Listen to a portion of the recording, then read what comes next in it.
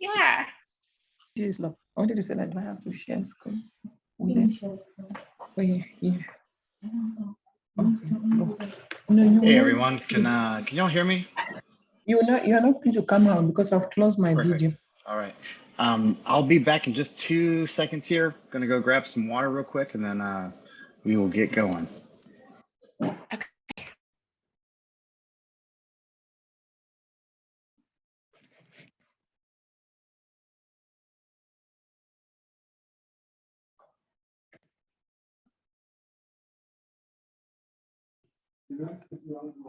I don't figure it out.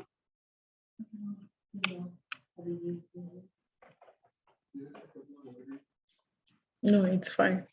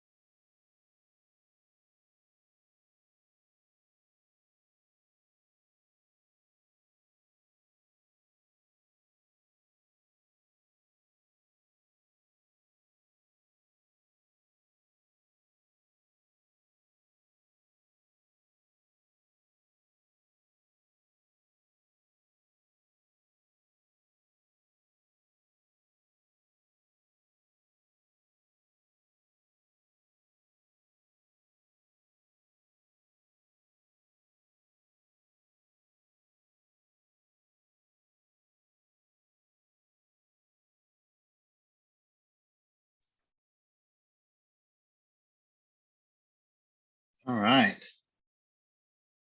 How are y'all tonight? Doing pretty good. Good. Just a very warm Sunday again. We had our fall. We're back into late summer again. Well, let's see. We'll give everybody just a couple minutes before I really jump in too far, just to see who's going to be able to make it. And I realized that this class meeting was a little bit last minute, and but I also record all these things, and so you'll have access to all of the meetings that we have that in case you have to miss, because these are optional, and I used to try to make this required, but the truth is that that's kind of ridiculous for grad students. I'm not going to make you come to class. Like, you're paying very good American money for an education, and I would assume that we are interested and that we're adults that can handle if we have to miss class or something. So but I will record all these Zoom lectures and we'll post those each following Monday. I ended up having to buy an extra external hard drive to save all these on, because these videos take up a lot of space. So So I am Dr. Armstrong, and for those who don't know me or who haven't met me, you probably read the novel of an email that I sent out. I should have had chapters on that being like a table of contents that you could have clicked on. I'm sorry for the vast amount of information that I've put in there, but it's when we're online in class, it's just there's a lot of information that I have a hard time not wanting to communicate, and so that first email tends to be the longest. But I promise from here on out that I will do my best to keep it relatively shorter. It's weird because when you're typing emails and you get through, it's like, wow, that's a big message. It always looks a lot more than what it really is, because I mean, maybe it's just me because I have my font settings, but anyway. So everybody have the DSM-5 TR, the shiny. I have a question about that real quick. Green one. Okay. Mm-hmm. So what is the major, I mean, I know you've clearly said that we need the DSM-5 TR. What is the major update from DSM-5 to DSM-5 TR? Like, I just was trying to understand the big difference between the two now. Well, the bank account for American Psychiatric Association got low. And so, no, I'm just kidding. That wouldn't surprise me. I mean, honestly, there's not, there are not drastic changes to the DSM-5 TR. It's reorganized in some aspects and how they outline like suicidality and risk for suicidality. I believe there's like only one new diagnosis in it, and I think it was depressive disorder with grief or something like that. I should know that off the top of my head. And then on top of that, some of the codes have changed, the actual numbers themselves to be more congruent with the ICD-10 and what the ICD-11 is going to be. So as much as I hate making students buy books, because I was there one day or some time ago, it really is going to be in your interest to get the new TR, just to be on the safe side. But from what I have reviewed so far, and I certainly haven't read from front to back, the text revision gives us, I would say, a little bit more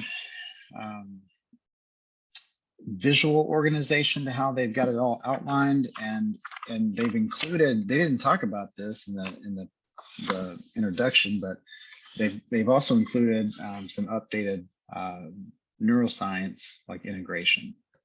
Yeah. And so what that means is that it was updated to the neuroscience about 3 years ago, because tomorrow things are going to change. I mean, it's a rapidly evolving field, and on top of that, that's actually a decent business strategy, right? So if you're going to publish a diagnostic manual, then pick a subject that's rapidly evolving. With that being said, can you get by with just the DSM-5? I'm not going to say yes, but I'm not going to say no, because I still use a little pocketbook DSM-5 whenever I am writing my reports and making diagnoses. But then but I also have an app that can go back and check to make sure that there haven't been any code changes. Yeah.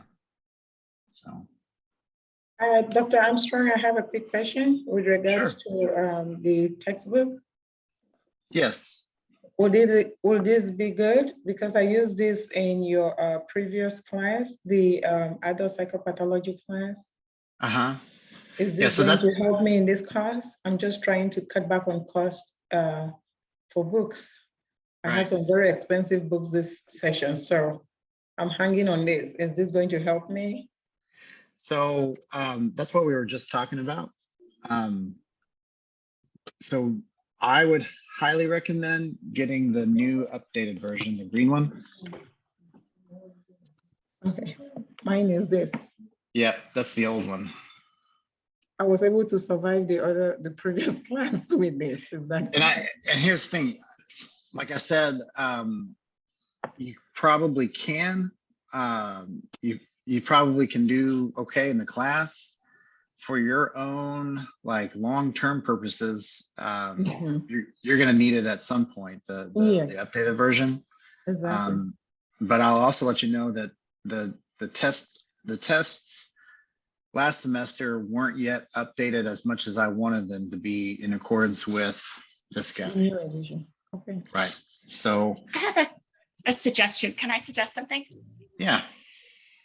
So you can go to Z Library, like Z as in zebra, library.com, and you can download the DSM-5 for free. And it's a digital one, so it's a PDF file. So that's what I have, and it doesn't cost anything. So maybe that's helpful. Okay. Yeah, I'm not sure if I can encourage that, but I do not blame you for doing that because these things are ridiculously expensive. Yeah. They look a lot, I mean, they just make you look like you know what you're doing. It's like, look at those. I've been around so long, I've got all the editions. All right. Any other questions about the textbook? Dr. Armstrong, it's not a question, but I just want to share with you that I bought the digital, so far I prefer the digital books. I see them more handy, especially when I travel, when I go to work sometimes. So I bought all my books, and this book included through the Amberton website. So do you have any comment in this regard, a hard book, like a physical book versus digital version? I prefer digital versions of everything, and I only have a hard copy because I'm a professor and I get free books. And so I would not have paid my sweet American dollars for a hard copy that I could have gotten digitally. Yeah. Thank you so much. Yep, absolutely. In fact, I do have a digital version that I use pretty frequently. And Susan had a question. Do you think it'll be around long enough to purchase the hardback? I bought the soft cover, but already getting bent. Yes, because I mean, so the DSM-5 came out 2013, so it's about almost every 10 years that they are producing these things. And the DSM-4 TR was my first year of college, yeah, or first year of grad school.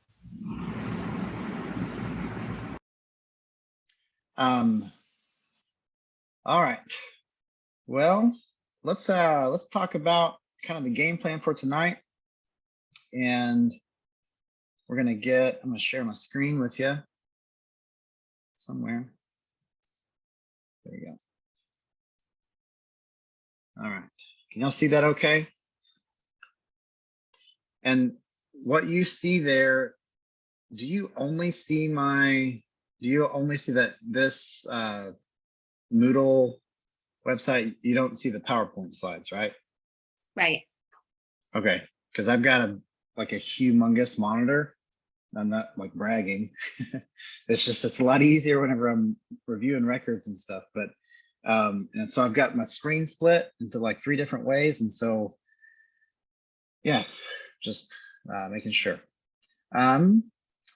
Well, welcome to Advanced Statistics.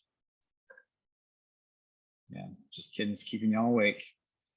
I would not be the professor for that class because I like to make jokes, and I don't even think you can make jokes in that class. There's nothing to laugh about.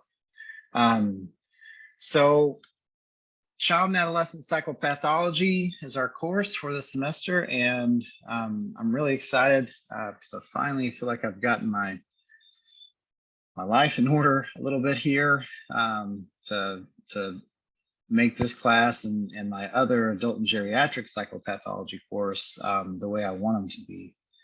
I've got some resources I'm going to be sharing with you guys. I'm in the process of recording like mini lectures and editing those, and because I've got a contract with another like a CEU company, and part of that contract is that I get to share all that stuff with you guys.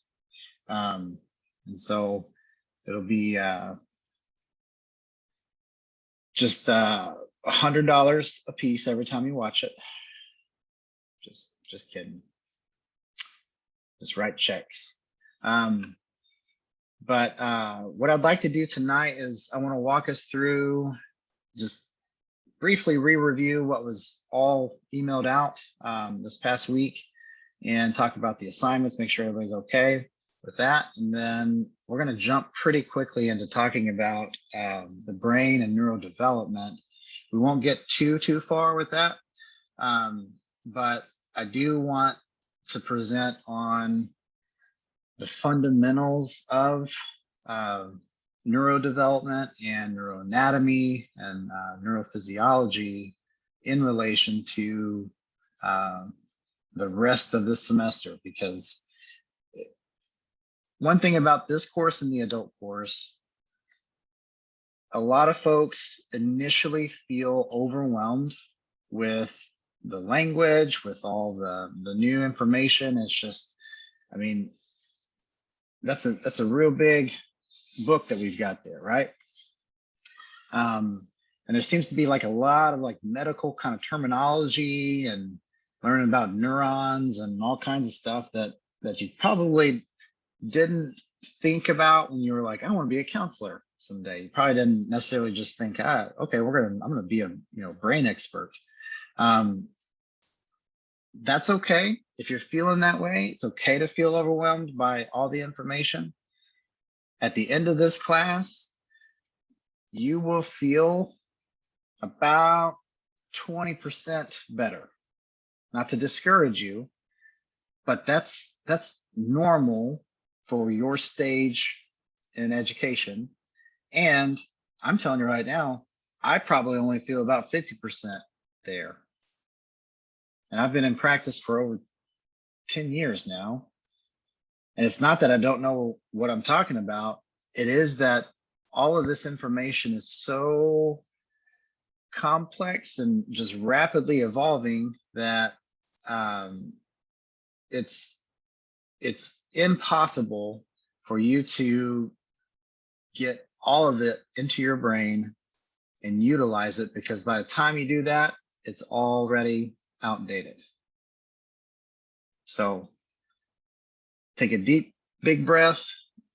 Don't worry if you are having trouble just absorbing it all, especially up front here, because as we go through this course, it starts to build on itself, and we will re-review in each diagnosis all of these concepts. And so I start with neuroanatomy and neurodevelopment because that's really the best way I can, and the most efficient way I can get you into the actual diagnostics on all this. Okay.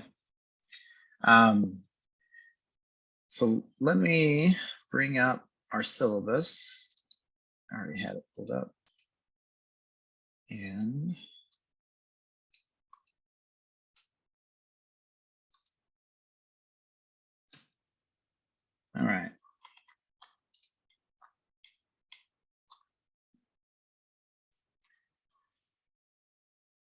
So first and foremost, the best way to get in touch with me is through either through Moodle.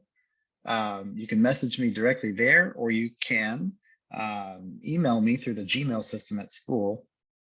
I will say that the Gmail system at school is probably preferred from my perspective, because one, in the event that I miss your email and you don't get your question asked, you can hit the little nudge button, little passive aggressive nudge button. You know what I'm talking about? I'm just kidding. It's not passive aggressive. It's funny. I like to email people and then like 2 minutes later nudge them, like just to kind of, you know, poke fun at people. But I like that system better because I get that email on my phone, and I can usually answer messages a lot quicker through email like that than I can through Moodle, because you send it through Moodle, then I have to get into Moodle to reply, and it just ends up being takes a long time just to answer one email. You're welcome to call me at the extension 149 at school, but I still haven't really figured out how to set my voicemail up yet. I know you can leave a voicemail, but I probably used that phone twice in the past 10 years. And I think we're supposed to use it more often than that, but honestly, like, I don't know why. I'm not going to do it. With that being said, I do plan on being a lot more responsive this semester compared to last semester. Last semester was a hard one. And you can expect a reply, and I would say at the most like 2 days, 48 hours. But I'm going to shoot for between 12 and 24 hours. If it's a weekend, I probably won't reply. I'm just letting you know, just because our world has shifted to where, you know, everything's online now. And unless we draw some boundaries, we're going to all end up as robots in front of our computer all the time. And I'm just not going to do that with work. But with that being said, if it's something that's an emergency, if I need to know about it, you know, please email me. But I'm also going to give you guys, I'll give it to you here in the chat. This is my personal cell phone, only for non-patients, that you can text or call to leave a message if needed. Okay. And I don't mind. I mean, you can text me. You can text me anytime, because my phone, I've got it set up to where after 8 p.m. that thing, I'm not going to know about it till the next day. Although if you text me at like 3 a.m., we might have a conversation about your sleep schedule,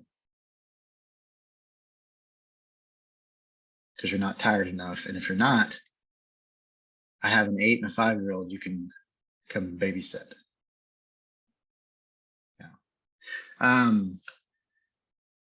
All right. So a couple things is we've got, let's see. I think for some reason I didn't get into the syllabus, but we have essentially a final exam, a midterm exam, and weekly discussion, weekly quizzes that incorporate your entire grade, where your midterm exam is 30%, your final exam is 30%, and the weekly quizzes, there's 8 of them, are 5 points each, or 40% total. I have a question on the weekly quizzes. Sure. Is it a one-time try, or is like the midterm and final 3 times trial? The weekly quizzes, I believe I set them all up as just one, once and done. You get one shot. Okay. Yeah. But again, I may have mentioned this in my email. In the event like I always go back and look at everybody's grades, and obviously that's like part of my job, but I look to see if everybody missed the same one, or if there's the vast majority of students did, and then I'm always fair on that front. So please do let me know if you come across an error in any of those, because I mean I have to write all those and input it all myself, and so like these are not questions coming out of like a teacher or professor's like resources, you know, for it. These are all questions I've written myself. If you run into an error, let me know and I'll be glad to fix it. But I like using these quizzes for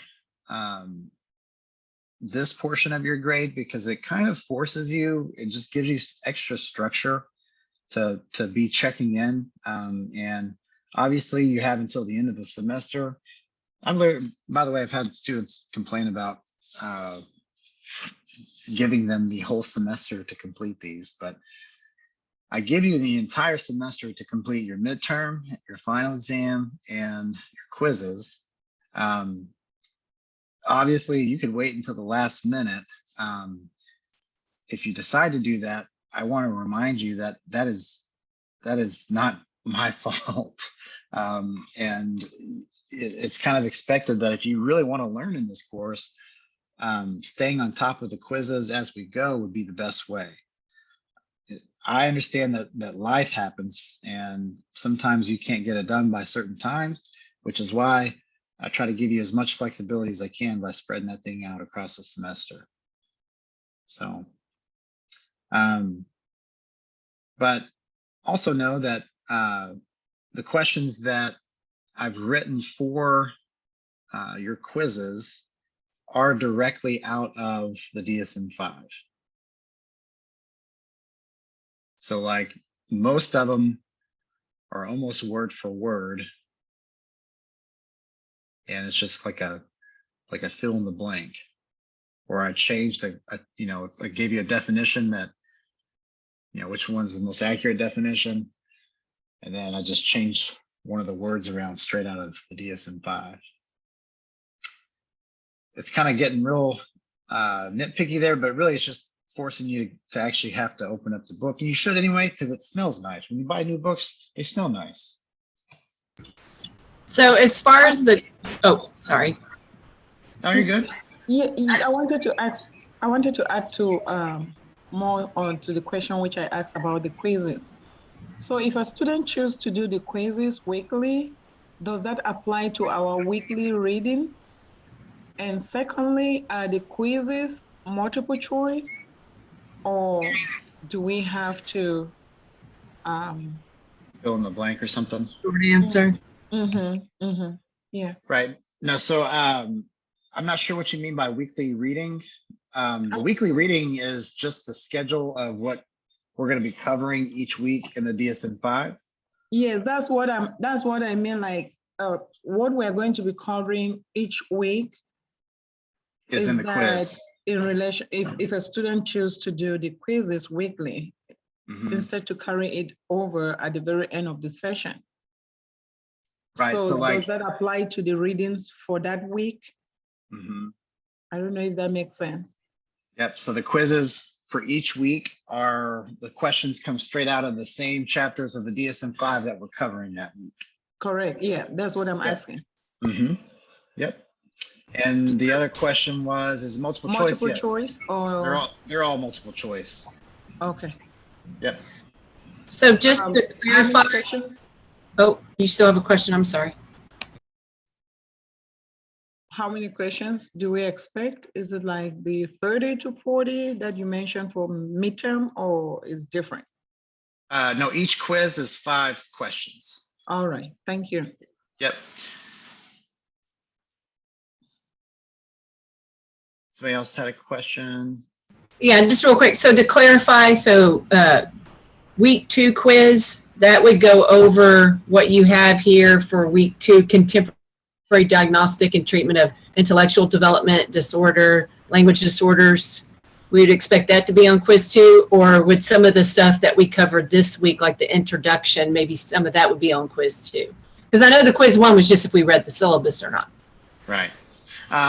So quiz 2, let me see, I'm just gonna pull it up and I'll tell you.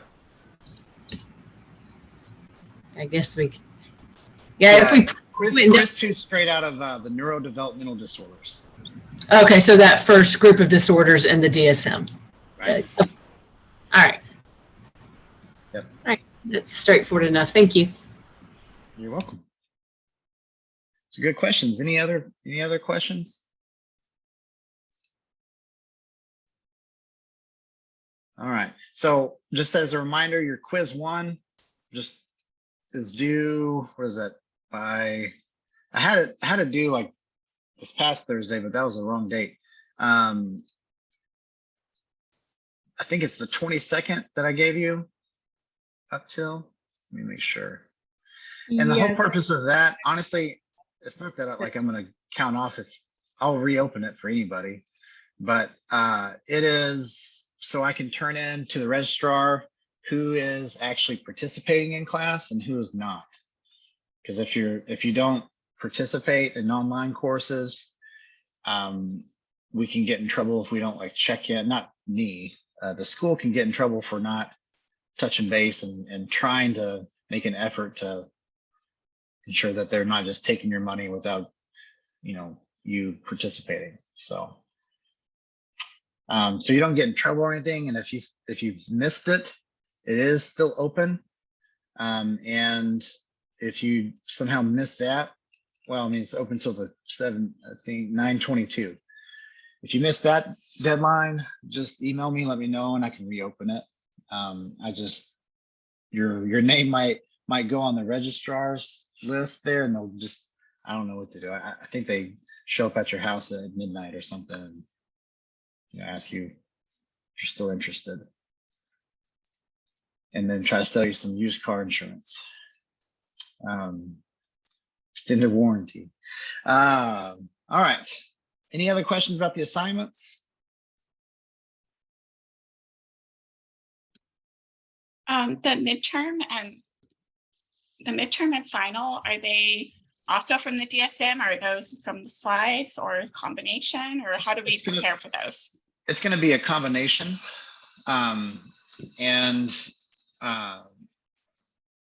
I don't believe that there are any questions that that contradict between the two. Like I'm almost 100% sure of that, but then there might also be some questions that you have to do your own research in Google, but they're not like really difficult questions. It'll be like, which of the following of these medications would be most likely to be used for the treatment of ADHD? And list those medications, and I may or may not have those in my slides, and that's not going to be in the DSM-5, but it would probably it'd be pretty easy to pick apart which one of those medications is used for ADHD based on just Googling it, doing some research. Okay. And then thanks. For each one, you've got I give you 3 untimed attempts. So you can spend as long as you need to for each attempt.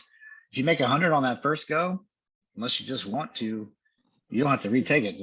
You just be done with that thing. But if you didn't score as high as you wanted to, or think you want to do better, take it up to 3 times, because I will only count your highest score. And then if you get stuck on a question and you keep getting it wrong, please email me, let me know, but also know that I'm not going to give you any help or assistance while the exam is still open. Okay. I have a question on that. Oh, wait, not while the exam's still open, because they're all open till the end of the semester. I will wait about a week after week 5 before I give everybody answers and feedback on it, because that's the official schedule for the exam. Yeah, sorry. My question is on the timing of the exam. You said we have 3 attempts, and unlimited time, does that 3 attempt has to be on one sitting, or a student can spread it out? Like my first attempt today, I decide to Right. okay, maybe I did not do well. Let me go back into the textbook and read, and tomorrow I'll try again. Is that how we can spread it?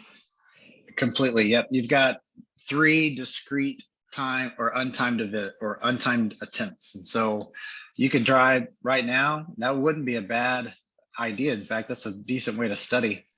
Kind of doing like a pre and post test, so you would maybe try today, and then you could, wait till the very end of the semester if you wanted to. Yeah. Okay. Do the other 2. Yep. Okay. Thank you. I have a question. So I took your adult one last session, and there were times when I had the quiz and I was like, oh, maybe this is the answer, or maybe that's the answer. And I would put one and I would get it wrong. And then again, I'd put the best answer that I thought, and then you had 2 attempts, which is fine. I understand why 1 attempt now. But my question would be, are these quizzes timed, or do I have time to try to figure they're all out? untimed. Yeah. Okay. And that's what I want. My plan is, this is also encourage folks to attend these classes. My plan is to review the prior week quiz with the class and talk through what I think would be the best answers on those. I'm not going to give you the answers, but I'm not going to, not give you the answers. So my plan is to do that for each class at the beginning of class. And so if you have questions, know that we will be reviewing the answers and questions each class. Okay, thank you. Sorry, I did not hear what at the very beginning of her question you answered. Are the quizzes going to be timed or not timed? They are not timed. Okay. Yep.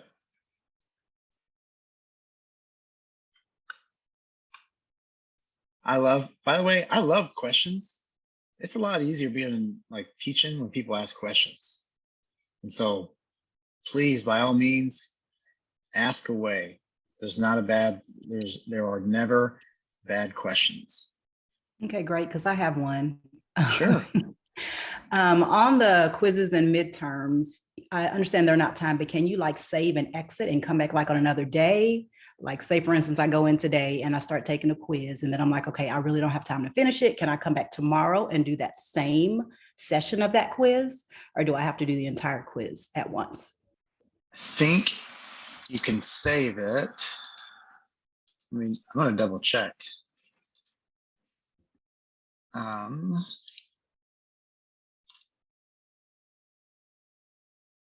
Let's see. No, I think you end up having to do it. So if you like start it and you get like 3 of them right, and then you gotta, leave to go to work or something, it's not going to save it. It's not going to save your answers. Okay. Same thing with the tests. The reason why is because the platform itself, your access to it, it'll sign you out if you just left it open, for example. Yeah. Okay. Without any activity. Yeah. And so what I would recommend is if you get kind of part of the way through and you're anticipating having to leave in the middle, maybe just, write down your answers before you leave real quick. That way you don't have to go back and redo them. Well, but if we do the quiz, we can't go back because it's one attempt, right? So we'd have to do the quiz in one setting. Yeah, but it's like when you open it, I see what you're saying. When you open it, it doesn't count as you taking it until you hit finish. Okay. Like so, but let me double check that. I'm actually, that's a really good question. I've never thought about that. Never had I know anybody. one of my other classes, we could like get out and come back like a completely different day and still be on the same quiz. So I just didn't know if yours was set up the same way. Yeah, no, it'll say in progress. That's what it Okay. does. Mm-hmm. Okay. Yeah, Dr. Armstrong, I don't know the answer, but what happened last semester when I took psychopathology, my laptop, for some reason, the software updated suddenly, and it really freaked me out. But and technically, my laptop shut down and restarted itself. So when I opened it, and it logged me out, of course, from Amberton, the Moodle system. But when I went back, as you said, it said it's a test in progress. Yeah. So it saved all my answers, and I just Oh, it did. Yes. So, but That's- again, Dr. Armstrong, I don't want to say something, but I'm just sharing what happened with me. I don't either. I don't either. Yes. Yeah, no, that's great that it saved all your answers too. Yes. And if y'all can see my screen, this is what it would look like. It says in progress. Yes, exactly. And then it saved my answer. Yeah, Yep. that happened kind of too also. Now, here's the thing, guys, because me and Moodle are acquaintances, we're not friends, okay? If Moodle also does not want to be your friend, I'm very flexible. We will figure this thing out. So just reach out to me, email me, let me know so that I can go back in, and I mean, I'll turn it back on for you, whatever I need to do to make it right. Okay. So, because I'm telling you right now, I mean, Windows does this to me too. It's always like when I'm presenting, like you're working, and all of a sudden that big blue screen says, your computer is now restarting, and it's at 1%, and then 7 hours later it's at 7%. But if that happens, do not fear, even if, I'm assuming none of us are going to wait till the last minute, but even if you wait till the last minute for this class, we will figure it out and make it right, make it fair, give you the opportunity that you deserve to show what you know. And so it'll all be okay. I promise you, I will work with you on that front. Okay. Dr. Armstrong, I have a question with regards to what the other classmate of mine just mentioned about the quizzes. I'm not clear. I'm not very clear with what you said about logging into the quiz and going out and coming back, and it will still allow you and consider you as you have not taken the quiz. So are you saying that if I log into the quiz now, and for some reason I don't click the finish button, I don't submit, just looking at the questions, and I go out, when I come in, it will allow me, it will consider me to not to have taken the test? Is that what you're saying? Exactly. Yep. Okay. And so technically you could open up your exams even and look at all the questions and then just keep it open, or, I say keep it open, but look at all the questions, don't answer any, close that thing, do your studying, come back, and it's still going to say you have 3 trials left. Same thing with the quizzes. Okay, I took your other class, and you gave us kind of like a study guide. Do we have something like that? Not this time. Okay, so if we go like to the exam, is it possible for us to download and have it like a study guide? I think you can do a screen print. Yeah. Okay. Yeah.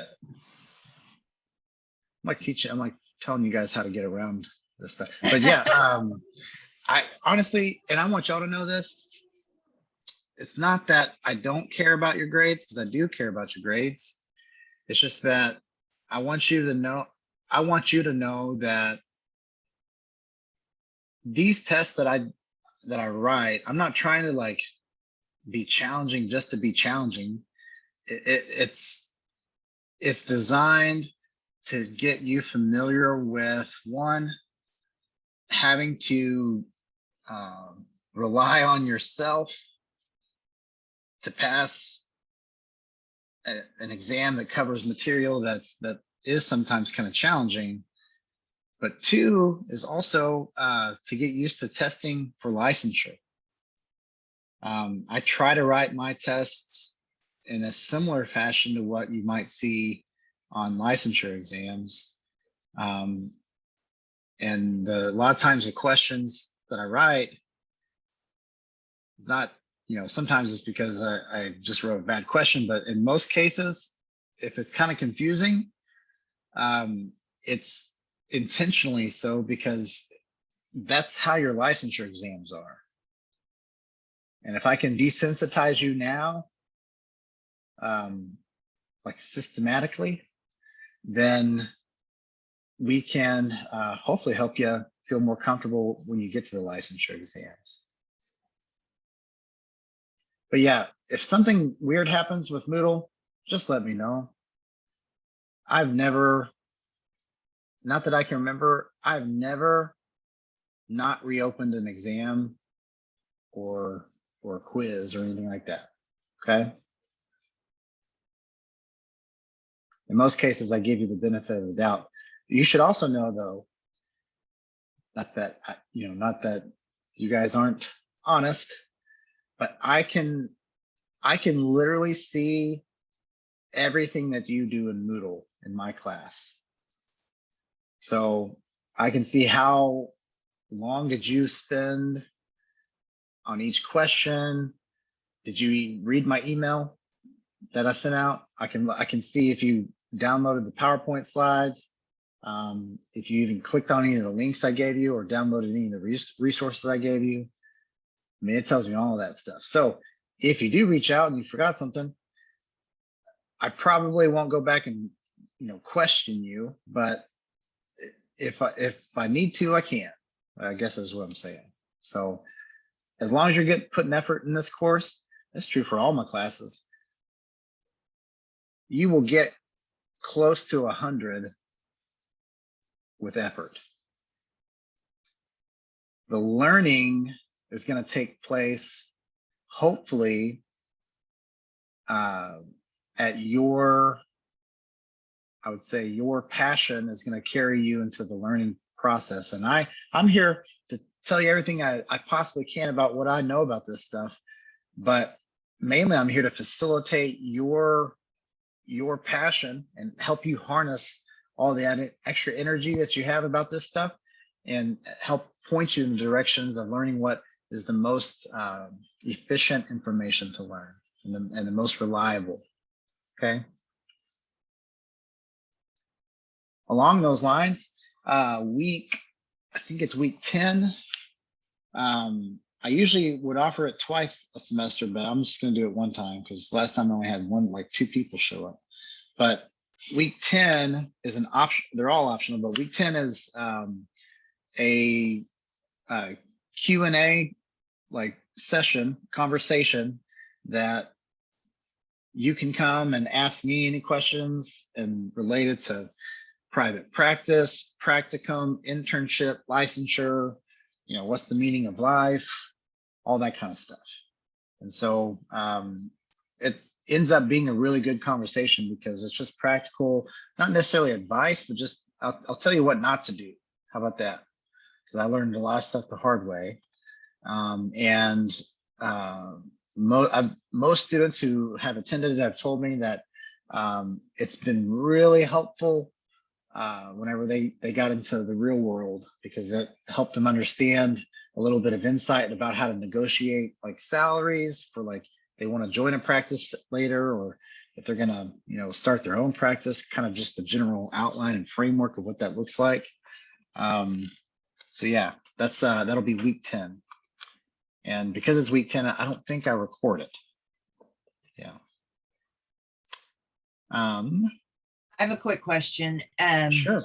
Regarding tests. I know that last time because we had a new DSM, you took the time to change all the questions to the DSM 5-TR. Is that the same here?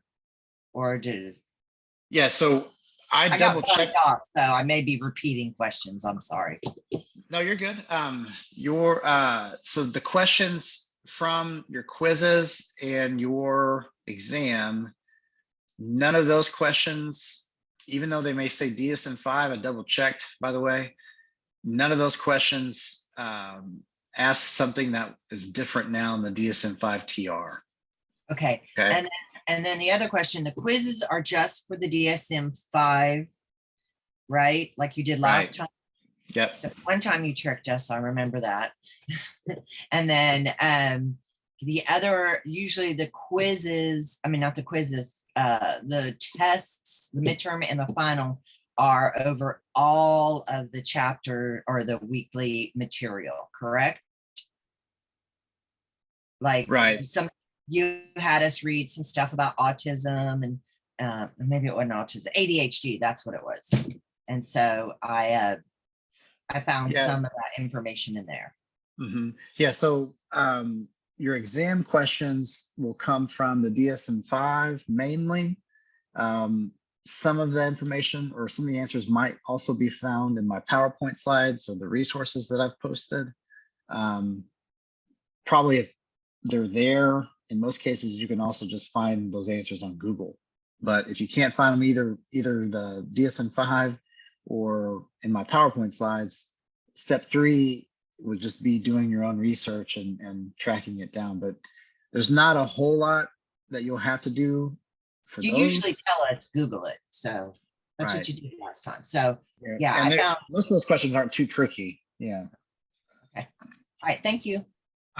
But if if you get stuck on something, I will, week 6, I'll be open to answering questions related to the midterm exam. I won't give you the answers, but I'll help clarify anything. Yeah. Well, it looks like I'm not sure we're going to be able to get into our lecture because I have a class at 6 o'clock that I'm teaching tonight.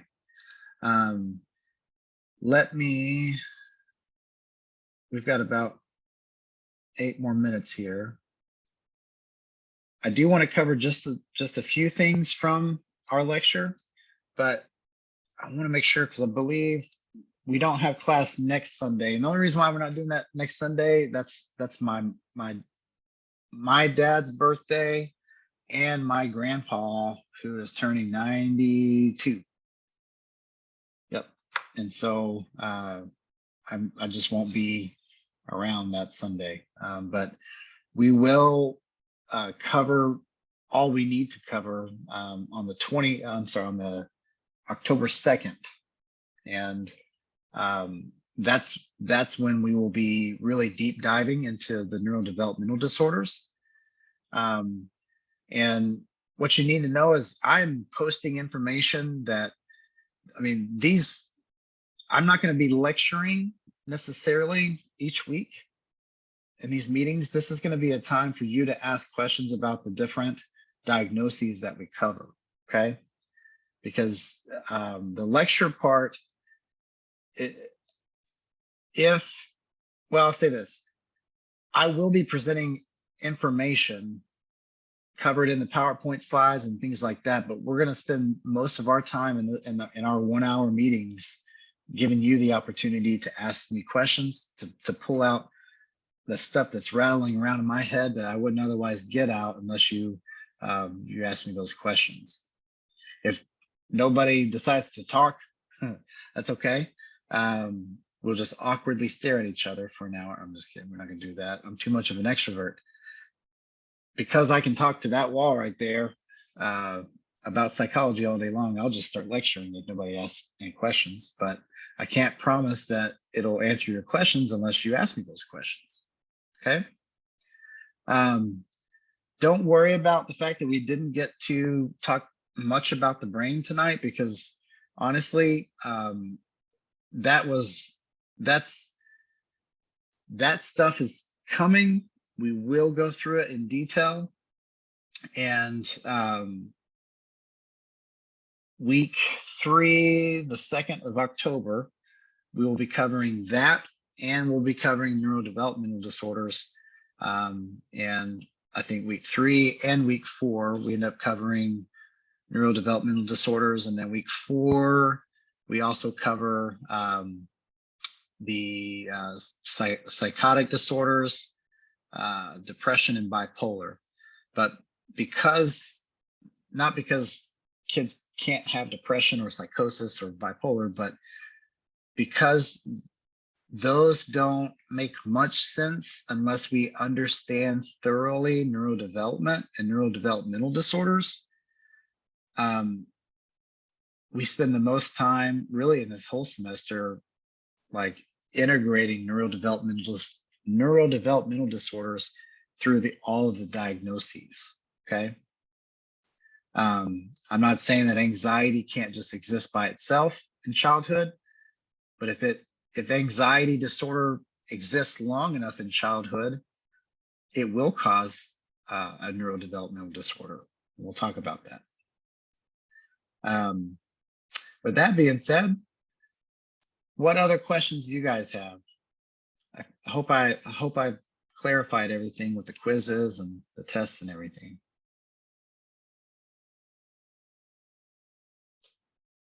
So with the neurodevelopmental disorders, they seem to have streamlined them, like in autism and stuff like that. They got rid of all the other stuff, and it just goes by the mild, to severe, correct? For all of them, as far as the Not all of qualitative, them, for most of them. I'm not talking about like the communication or any yeah. of that. So Mainly talking about when I looked at it, because I re-looked at it, mainly talking about the intellectual disabilities when it comes to that kind of stuff. It's talking about severity for autism and stuff like that. yeah, they've kept all the same severity You don't hear like qualifiers. Asperger's and stuff like that. Right. I mean, so the DSM-5 back in 2013 got rid of Asperger's. Yeah. Okay. Yep. So and that's the stuff that we're going to dive into on the 2nd. But that's a good question, because the American Psychiatric Association is moving in the direction of being more of a spectrum versus a classification system. The hard part is that with any spectrum, there ends up being an arbitrary cutoff for making a diagnosis, like officially. Because what you need to know, and this is what I tell my patients too, we have all of these diagnostic labels in the DSM-5, most of which imply a pretty concrete level of discreteness between the diagnoses. And I'm here to tell you that that is not consistent with the brain and neuroscience. And the brain doesn't care about all those labels. Bottom line is that if you have, let's say, we'll just talk about neurodevelopmental disorders real quick. If you have ADHD, or if you have autism, or if you have OCD, or if you have generalized anxiety disorder, or if you have Tourette's, if you have tics, or even bipolar or schizophrenia, every one of those diagnoses have overlap with the other ones because it's a disruption to what's primarily the monoamine neurotransmitter system, which is the serotonin, dopamine, and norepinephrine system. And so you're going to have symptom overlap between all of those things, so much so that a lot of times it's hard to pinpoint, is this really, really high functioning autism or is this ADHD technically? At the end of the day, it ends up being your best clinical judgment based on what evidence you have and how folks meet this concrete definition in here. But this is the legal standard, but it's not clinically as clear as the DSM-5 would suggest. And that's okay. We need a legal standard because when I testify in court, I need to be able to concretely say yes or no if somebody has a diagnosis.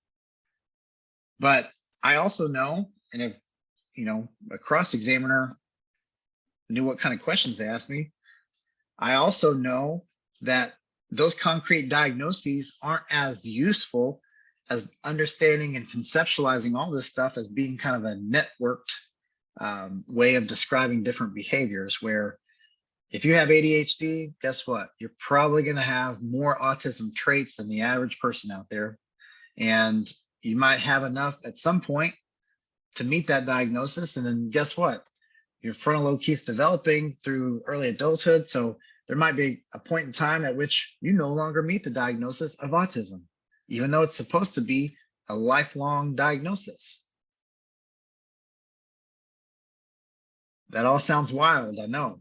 But the truth is that these systems that we have are quite imperfect right now, and they're better than what they used to be, but they're still imperfect, especially as it relates to what we know on the neuroscience side.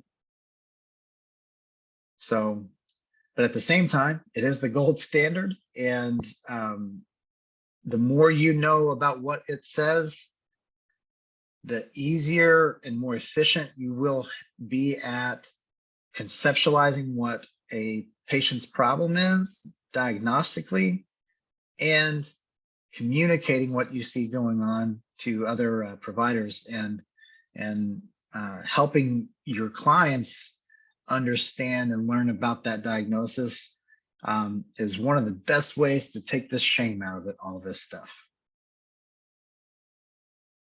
Yeah.